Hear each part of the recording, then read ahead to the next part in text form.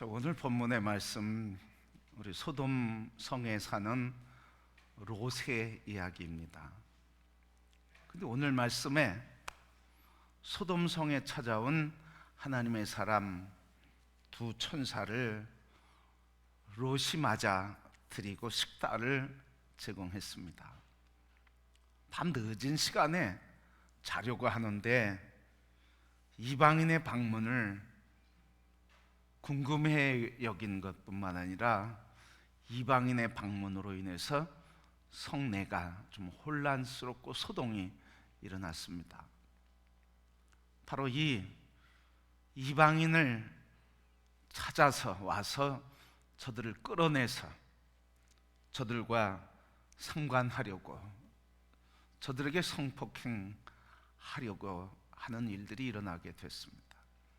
그때 이 롯이 하는 이야기가 있습니다. 8절 말씀 보니까 내게 남자를 가까이 하지 아니한 두 딸이 있으니 이 딸을 너희에게 줄 터이니 너희들이 마음대로 상관해라. 이 두 사람, 이방인 나그네 된 이 두 사람을 지키기 위해서 남자를 가까이 하지 아니한 이 약혼한 이 두 딸을 이 마을 사람들에게 성놀이감으로 내놓겠다는 거예요. 자, 여러분, 이 롯의 이 이야기, 좋게 이야기하면 이 나그네 됐던 두 사람, 이 천사들을 보호하기 위해서 자기 두 딸을 희생양을 삼아서 놀이개감으로 내놓겠다고 하는, 그래서 이 나그네 된 두 이방인 지키겠다고 하는 것은 좋지만 그런 자기 가족과 딸에 대해서는 참 모진 사람 모습을 보여주고 있습니다. 밖에서는 잘해요. 다른 사람에게는 잘했어요. 그런데 정작 잘해줘야 할 자신의 가족에게, 자신의 딸에게는 이렇게 모질게 대했어요. 만약에 두 딸이 이야기를 들었으면 어떤 마음일까? 상상을 한번 해보시고, 우리 가정에서 이런 일이 있어서 내가 그렇게 이야기하는 것을 우리 딸들이 들었다면 어떨까? 참 억장이 무너지는 거죠. 어떻게 아버지가 그런 얘기 할 수 있을까? 정말 아버지가 맞는 것인가? 바로 이렇게 정상적인 아버지의 모습은 아니라는 거예요. 누가? 롯이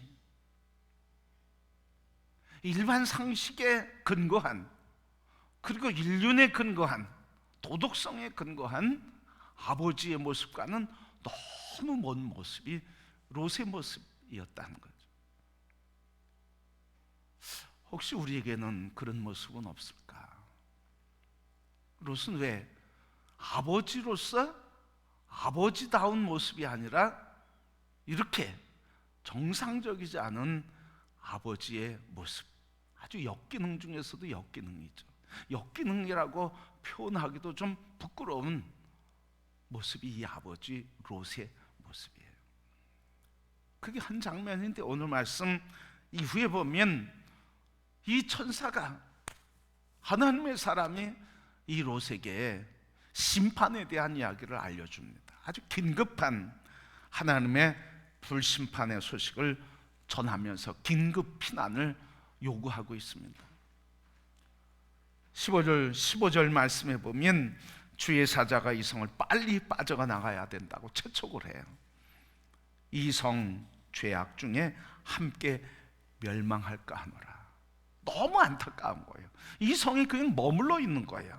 지금 긴급한 피난을 얘기하고 불의 심판이 지금 당장 떨어진다고 하는데도 이 롯은 떠나지 않고 있어요. 이 모습을 보면서 안타까운 사람은 누구였습니까? 이 말씀을 전하는 사람이 오히려 안타까웠어요. 다시 얘기하면 이 롯을 구하고자 하는 하나님의 마음이 안타까웠다는 말씀이죠. 그렇게 임박한 불벼락 심판 앞에서도 떠나지 못하고 있어요. 16절 말씀 보면 그러나 롯이 지체하매.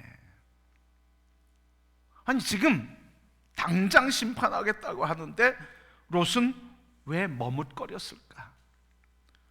소돔과 고모라를 떠나지 못하는 이유는 무엇일까?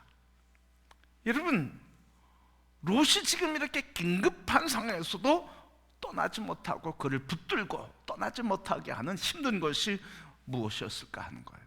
하나님의 경고가 있었습니다. 그 경고를 아브라함에게 해주셨습니다. 아브라함은 분명히 조카 롯에게 소돔에 대한 하나님의 심판을 얘기했을 것입니다. 뿐만 아니라 오늘 이 아브라함을 통해서 들렸을 뿐만 아니라 롯에게도 천사가 직접 나타나서 식사를 하면서 교제하면서 롯을 통해서도 심판에 대한 이야기를 해주고 있습니다. 그러면 아브라함을 통해서 그리고 천사를 통해서 자기에게 직접 이렇게 긴급하게 찾아와서 떠나라 얘기하면 떠나야 정상이 아니겠습니까? 그럼 떠날 준비도 하지 못하고 떠나지도 않고 머뭇거리게 되었어요. 왜 그랬을까요? 이 롯은 왜 떠나지 못했을까요? 왜 천사가 끄집어내기까지 결단하지 못했을까요? 아마 상식적으로 생각하면 이게 있었을 것 같아요. 롯은 일명 자수성가한 사람의 그 나름대로. 그러니 일찍이 어려서 아버지를 잃고 고아가 돼서, 그래서 고아가 돼서 그나마 사업을 하고 일구어 놓은 사업에 소돔과 고모라 성에 가서 안정된 생활을 하고 있었는데, 홀로 간 그 사람이 이제는 아내도 없고 그리고 그의 자녀도 없고 조금 있으면 이제 약혼했으니까 사위들도 함께 한 가정과 가문을 이루면서 번창해져 가고 있는데, 삶의 안전판이 마련되고 있는데, 그리고 사업도 그럴듯하게 돼 가고 있는데 이것을 다 버리라. 이젠 살만한데, 이제 누릴만한데, 이제는 가정의 행복도 있을 만한데 이때 다 내려놓고 떠나라고 하는 거예요. 쉽지 않죠, 여러분. 정말 쉽지 않은 거예요. 삶의 모든 안전판을 내려놓고 떠나라, 그렇게 이야기를 듣고 그냥 떠난다고 하는 건 참 어려운 거예요. 만약 지금 불이 막 떨어지고 있다 그러면 그나마 결단하기가 쉬울 거예요. 왜? 그냥 있으면 죽게 되니까 그냥 할 수 없어서 나오게 될 거예요. 그런데 지금 당장 긴급하게 얘기하고는 있지만 불이 떨어지고 있지는 않단 말이죠. 그러니까 머뭇거렸을 거예요. 성도 여러분, 오늘 이 모습이 오늘 우리의 모습 아닐까요? 하나님이 끊임없이 경고하고 끊임없이 심판에 대해서, 책망에 대해서, 죄에 대해서 끊임없이 얘기하고 계속 돌아오라고 말씀하시고 십자가의 사랑을 말씀하시고 너를 위해 내가 길을 만들어 놓고 생명의 구원의 길을 만들어 놓고 그 길로 가면 구원받을 수 있다고 하는데도 여전히 삶의 자리에 떠나지 못하고 있는 인간의 모습. 주님의 말씀이 들림에도 불구하고 그 말씀에 순종하지 못하고 나의 육신의 욕망과 안일에 붙들려 사는 우리의 모습. 이게 바로 욥이 지체하고 결단하지 못하는 이유 중에 하나였을 거예요. 본문에는 왜 떠나지 못했는지 나오지 않으니까요. 그런데 여러분, 이 롯에게는 그 인생을 살피면 인생의 여정 속에 중요한 사건들이 있었어요. 이 사건을 통해서 한번 왜 떠나지 못했을까 생각을 해보고자 해요. 이 롯은 일찍 아버지를 잃었습니다. 하란이라고 하는 아버지를 일찍 여의었어요. 그리고 그 조부가 되는 데라, 할아버지 데라의 손에 컸어요. 그리고 어느 정도 커갈 때 아버지 할아버지 데라가 죽고 그 아들 아브라함, 삼촌이죠, 삼촌 손에 이끌려서 갈대아 우르를 떠나서 가나안 땅으로 이주를 하게 되었어요. 그리고 아브라함과 헤어져서 소돔과 고모라 성에 거주하게 되었습니다. 그 성에서 신할 왕의 연합군대에 의해서 전쟁에서 포로로 잡혀가고 자기 아내, 자기 자식, 자기의 모든 재산들 다 빼앗기고 포로로 잡혀가는 그 길에 아브라함이 318명의 사병들을, 자기 개인 군사를 이끌고 가서 다시 구출해 오게 되었어요. 오늘 본문에 있는 것처럼 천사를 영접하고도 딸들을 놀이객감으로 내어 추리했어요. 그리고 결국 불과 요항의 심판을 받아 아내와 재산과 가족을 잃어버리게 되었어요. 그 후에 어떤 일이 또 있었습니까? 두 딸을 통해서 아이를 얻게 되었어요. 두 자식을 얻게 되었어요. 자, 여러분, 이게 롯의 여정이에요. 이 여정 속에 공통점이 있어요, 여러분. 이 여정을 통해서 우리에게 중요한 것을 알려주고 있어요. 그것은 뭐냐면 이 롯의 인생에는 한 번도 자기가 자기 인생의 주인이 돼서 결정하고 그것을 추진해 본 적이 없었다는 거예요. 한 번도 없어요. 신기하죠? 놀랍죠? 한 번도 스스로 자기가 주도해서 결정한 것은 한 번도 없었다는 거예요. 그래서 아버지가 죽은 뒤에도 할아버지 데라의 손에 그냥 양육됐어요. 갈대아 우르를 떠나는 것도 삼촌 아브라함의 결단이었어요. 그래서 그냥 가게 된 거예요. 삼촌 아브라함과 헤어진 것도 누구의 결정이었어요? 아브라함의 결정이었어요. 이젠 우리 한 형제, 한 가족이니, 한 식구니 우리 싸우지 말자, 헤어지자 이랬어요. 헤어진 것도 아브라함의 제안이었어요. 소돔과 고모라 성, 그 성읍을 떠난 것도 누가 떠난 거예요? 누구에 의해서 떠나게 된 거예요? 본인은 떠나지 못했어요. 그러니까 누가 끌어낸 거예요? 천사가 끌어낸 거예요. 또 결정적으로 또 무슨 일이 있어요? 자기 딸들이 술을 먹이고 임신을 하게 하는 이런 근친상간이 일어났었는데 이게 다 누가 한 거예요? 자기가 주도한 게 아니라 딸들이 주도했어요. 그러니까 이 롯의 인생을 살펴보면 한 번도 자기가 주도해서 자기가 결정을 하고 자기가 책임지고 살아간 인생을 살지 않았다는 거예요. 다시 얘기하면 오늘 현대 신학의 이 심리학의 용어로 얘기하면 결정 장애를 가지고 있는, 선택 장애를 갖고 있는 사람이 롯이었어요.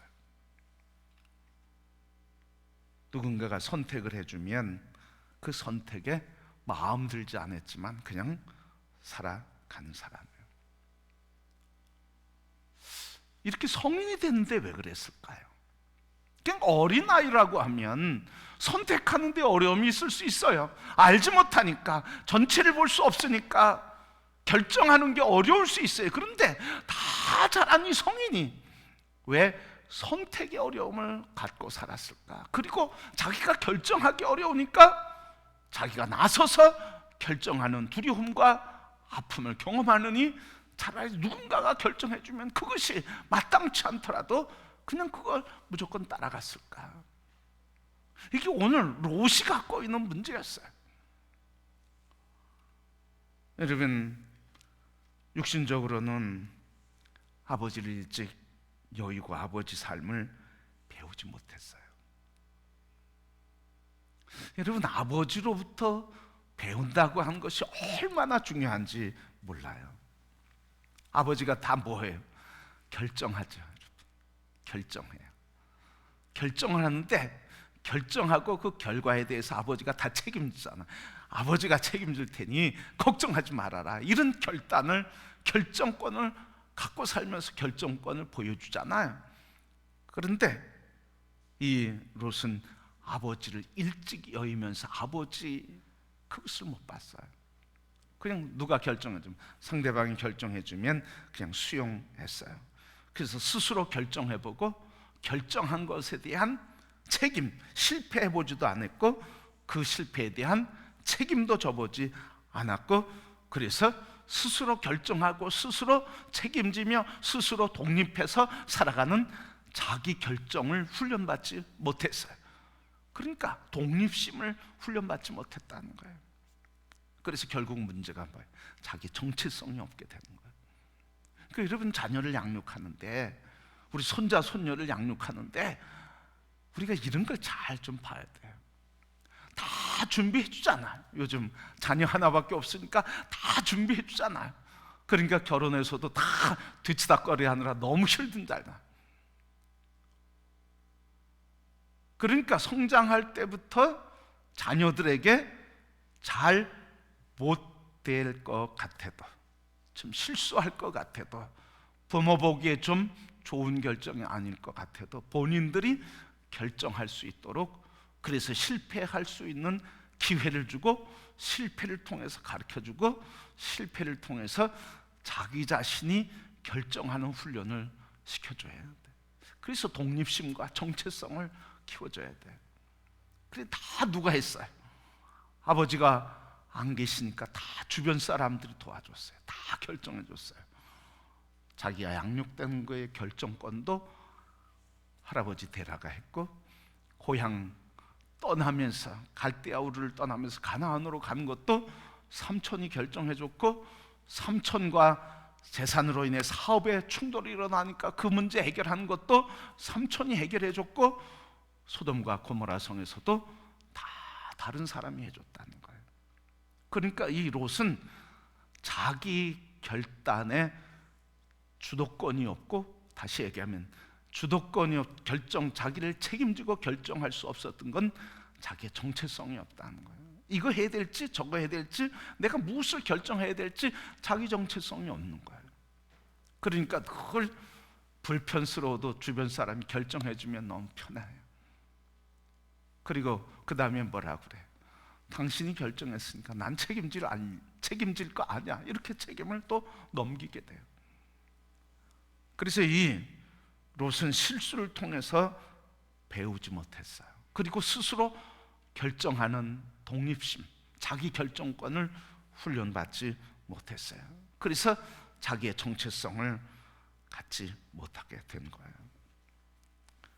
여러분, 바로 이렇게 아버지 한 사람, 그 아버지로부터 이렇게 훈련받는다는 게 얼마나 중요한지 몰라요. 그러니까 롯은 누가 없는 거예요? 아버지가 없는 거예요. 결정하고 판단하고 그리고 방향을 제시하고 이런 걸 훈련받지 못해서 아버지가 없었어요. 아버지 부재죠.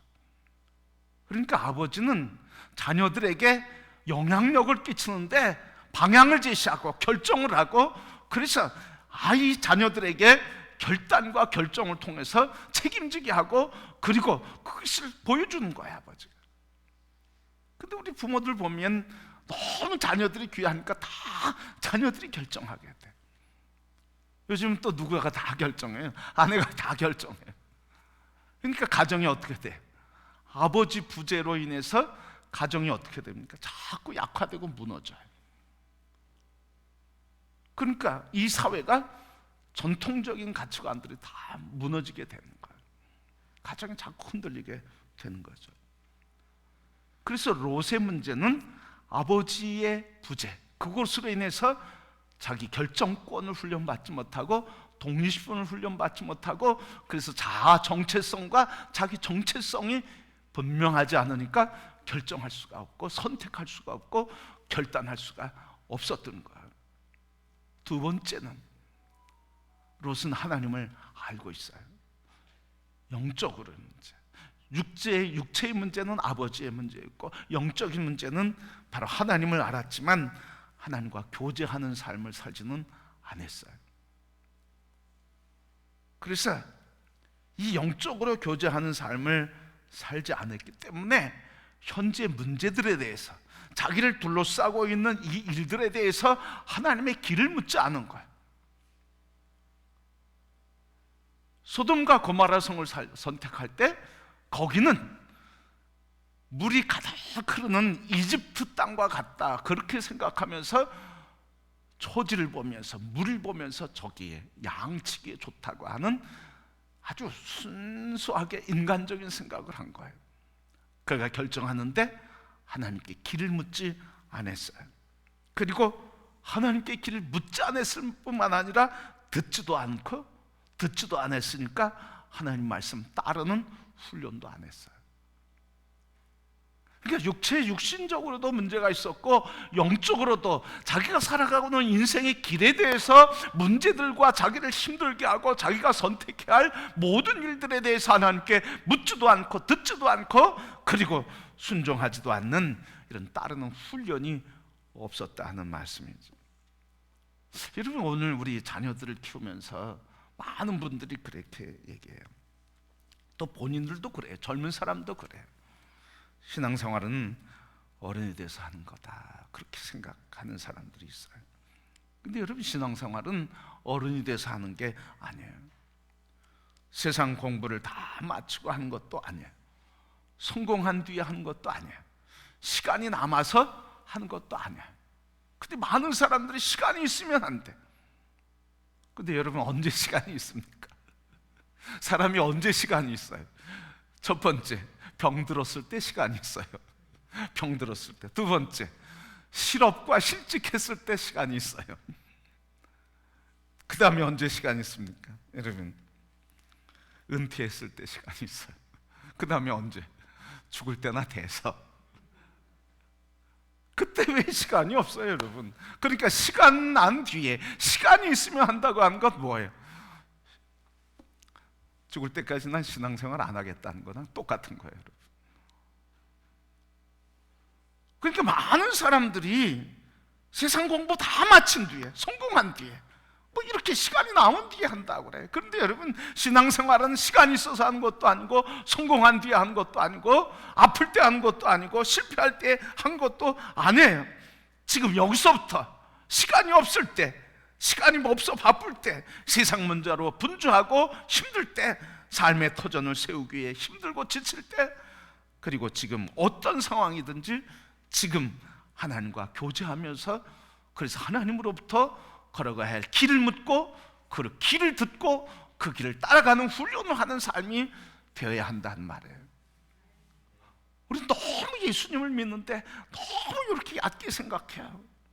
그냥 예수 교회만 가면 되지, 이렇게 생각해요.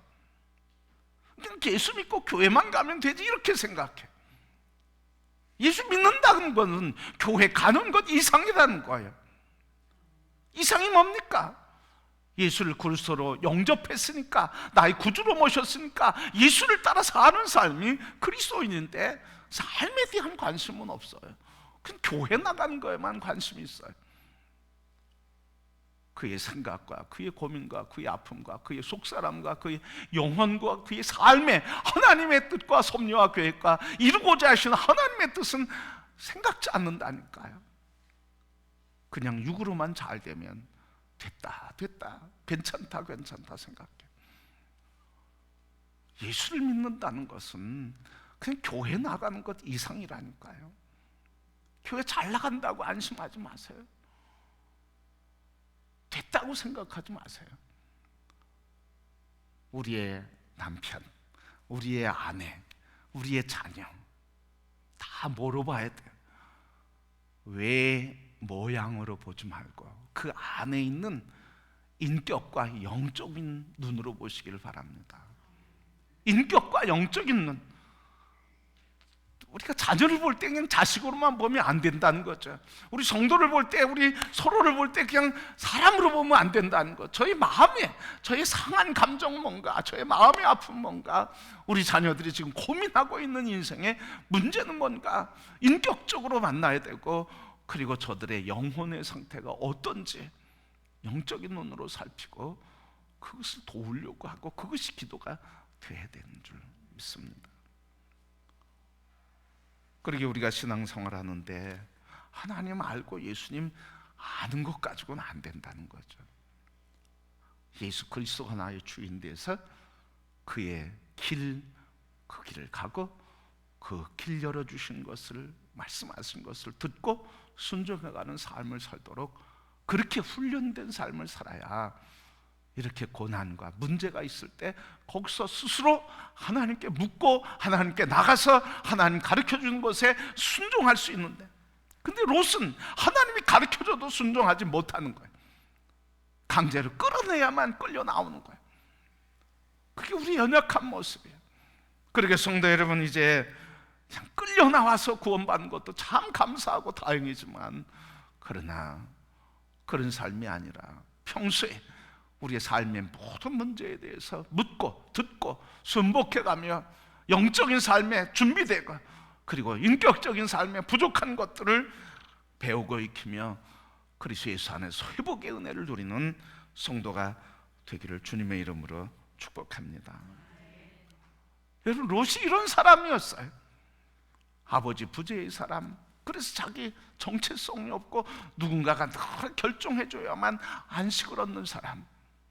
그래서 그것 때문에 아버지 상이 없으니까 오늘 자기 두 딸을 그냥 놀이기감으로 내놓겠다고 하고, 두 딸이 근친성간에도 술 취해서 아무것도 모르고 방임된 인생을 살아가고, 그 가문은 깨지게 되고, 그래서 그 가문이 하나님 앞에서 늘 걸림돌이 되는 인생을, 다른 사람에게 걸림돌 되는 인생을 살게 된 거예요.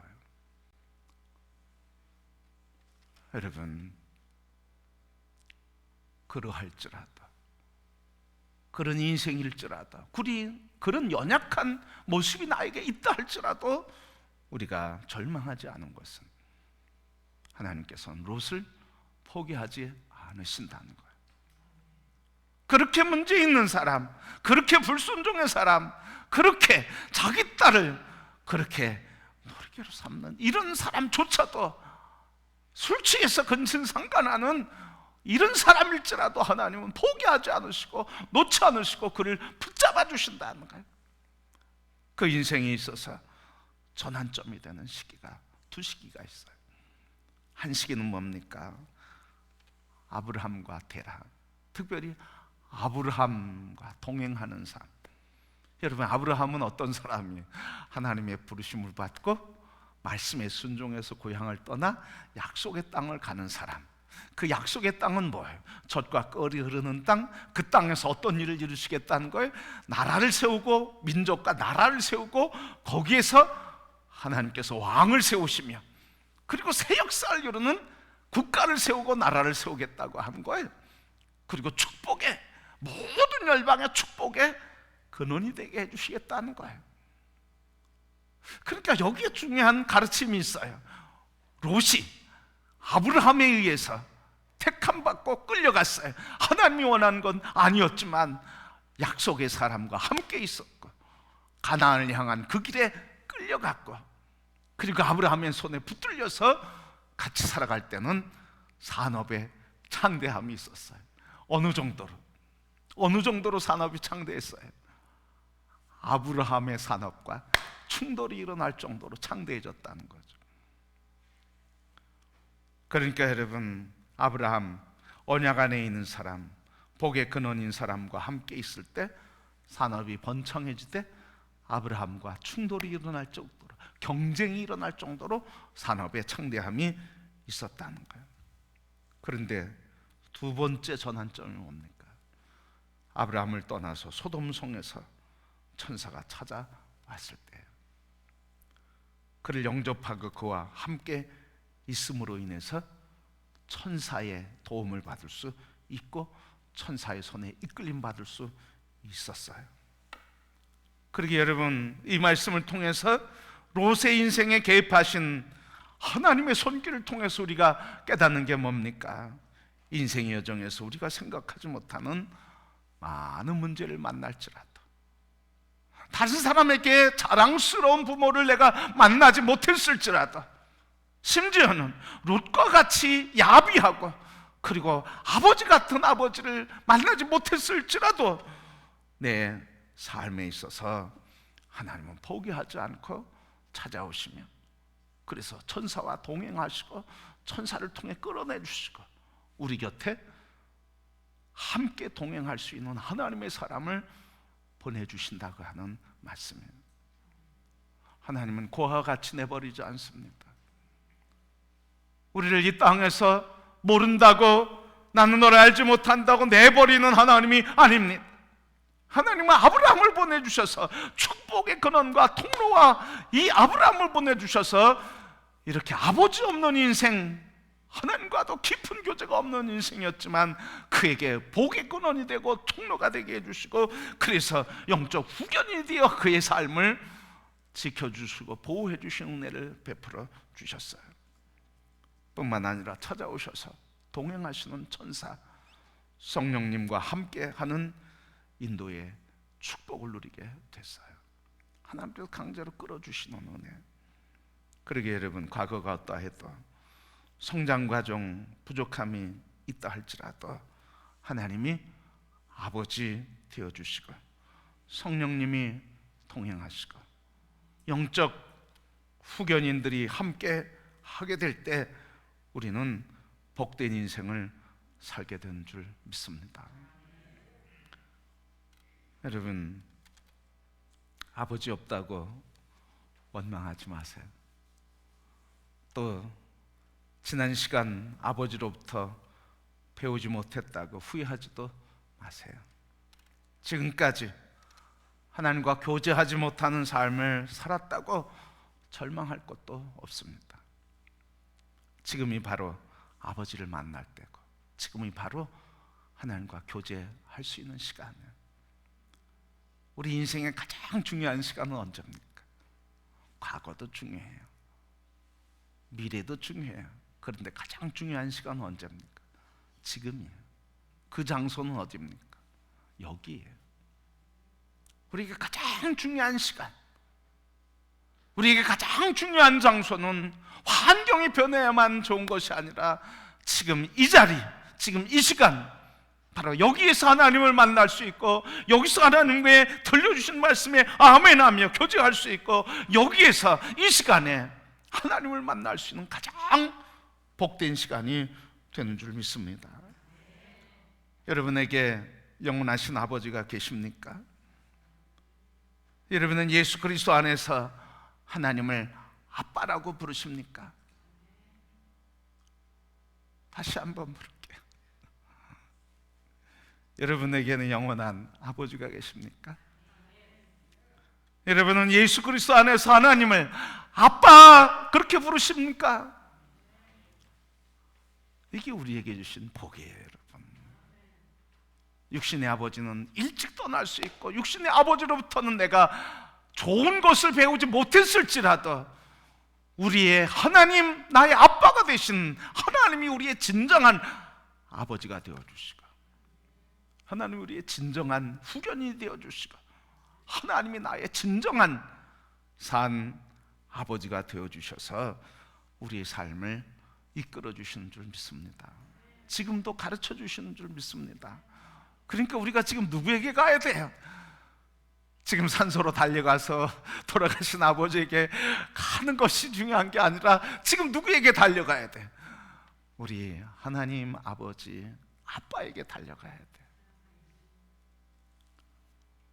예수님은 하나님을 아빠 그렇게 불렀어요. 마가복음 14장 36절 이르시되 아빠 아버지여, 아버지께는 모든 것이 가능하오니 이 잔을 내게서 옮기시옵소서. 그러나 나의 원대로 마시고 아버지 원대로 하옵소서. 예수님도 하나님을 아빠 그렇게 불렀어요. 아버지, 아빠, 아버지. 누가복음 23장 46절 예수께서 큰 소리로 불러 이르되 아버지, 내 영혼을 아버지 손에 부탁하나이다 하고 이 말씀을 하신 후 숨지시니라. 예수님 마지막 하신 말씀이 뭐예요? 아빠 부르는 거예요. 아빠. 어린아이가 질병 속에서, 굶주림 속에서, 외로움 속에서 부르는 그 음성, 엄마, 아빠 하는 이 음성, 예수님께서 마지막 그 외로움 속에서, 고통 속에서 아빠 부르면서 아버지의 품에 안겼어요. 여러분, 이 세상 그 십자가 지고 그 십자가에서 못 박혀 찢어지면서 죽으면서 마지막 의지할 곳이 어디였습니까? 그게 바로 아빠의 품이었어요. 성도 여러분, 우리에게 마지막 품이 있음을 감사합니다. 그 품이 바로 아빠 하나님 아버지예요. 그리고 예수님은 그 아빠를 우리에게 주셨어요. 요한복음 1장 12절 말씀, 영접하는 자 곧 그 이름을 믿는 자들에게는 하나님의 자녀가 되는 권세를 주셨으니, 영접하는 자 곧 그 이름을 믿는 자, 그들에게는 하나님의 자녀가 되는 권세를 주셨다. 예수 그리스도를 영접하는 자는 하나님의 자녀가 되는 권세를 주셨다는 말씀이에요. 갈라디아서 4장 6절 7절, 너희가 아들임으로 하나님이 그 아들의 영을 우리 마음 가운데 보내사 아빠, 아버지라 부르게 하셨느니라. 아들에게, 영접한 자에게는 아들이 되고 자녀가 되는 권세를 주셨고, 자녀가 됐으므로 하나님이 그 아들의 영을 우리 마음 가운데 보내서 그 아들의 영이신 예수 그리스도를 우리에게 보내셔서 예수 그리스도께서 하나님을 향해 아빠 아버지라 부른 것처럼 우리도 하나님을 향해서 아빠 아버지라 부르게 하셨느니라. 그래서 예수 그리스도 안에서 하나님을 우리 아빠로 주셨어요. 예수님께서. 성도 여러분, 이 땅에 아버지, 어느 분은 아버지로 인해서 아픈 감정을 가지고 있는 사람, 미움과 증오의 감정을 가지고 있는 사람, 아빠, 생각하지도 않는, 생각하기도 싫은 감정을 가지고 있는 사람이 있을 것입니다. 아빠 하면 기쁨과 사랑과 넉넉한 품을 생각하는 분도 계실 겁니다. 어떠한 아버지든 그 아버지를 내가 만날 수 있는 분도 있고 만날 수 없는 분도 계셔요.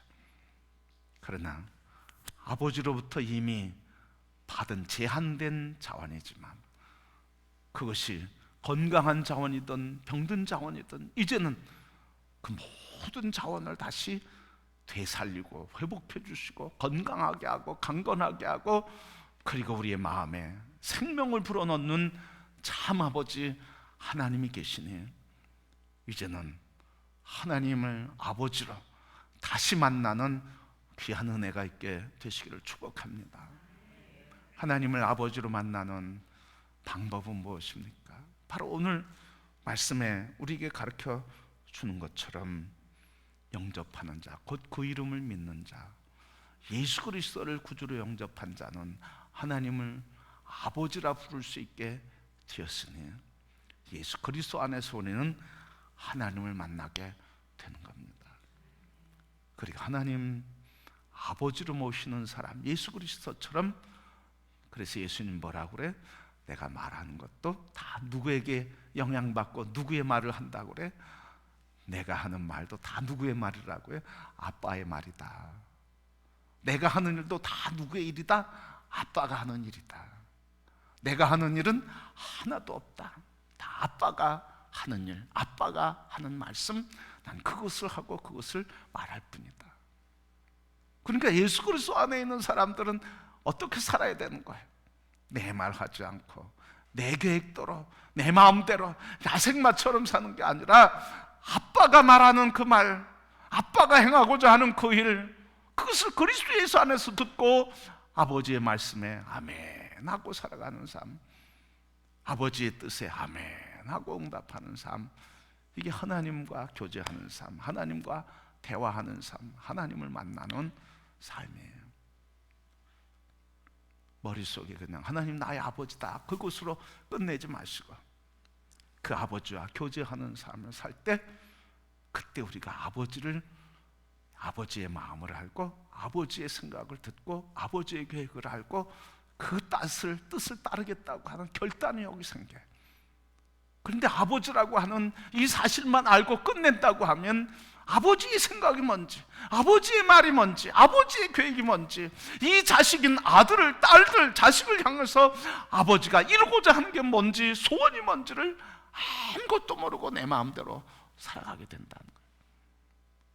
그리스도 예수 안에서 하나님이 아빠가 되었으니까 이제 예수 그리스도께서 고백하시는 것처럼 내가 하는 말, 내가 하는 일 다 아버지께로부터 듣고 아버지가 가르쳐 준 것대로 한다.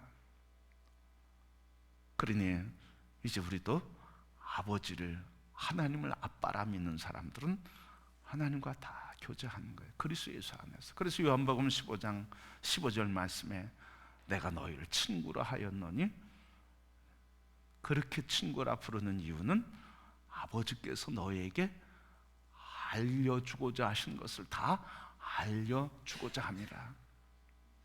교제하면 아버지의 말, 아버지의 행동, 아버지의 계획, 나를 통해 이루고자 하신 것을 예수 그리스도께서 다 알려주시겠다는 거예요. 이제는 우리가 어떤 삶을 살아야 되겠습니까? 우리가 할 일은 한 가지예요. 예수 그리스도 안에서 예수 그리스도께서 들으셨던 하나님의 말, 그리고 이루고자 하셨던 하나님의 행함을 듣고 우리도 그것을 순종해가는 삶. 그래서 늘 예수 그리스도께서 하나님 앞에 들으려고 늘 무릎 꿇고 기도하며, 금식하며 기도하며, 어떤 환경에서도 기도하며 하나님의 뜻을 붙들고 그 길을 걸어갔던 것처럼 자녀된 우리 그리스도 예수 안에서 하나님 말씀을 들으며 그 뜻을 걸으며 이루며 살아가는 삶을 사는 성도가 다 되기를 주님의 이름으로 축복합니다.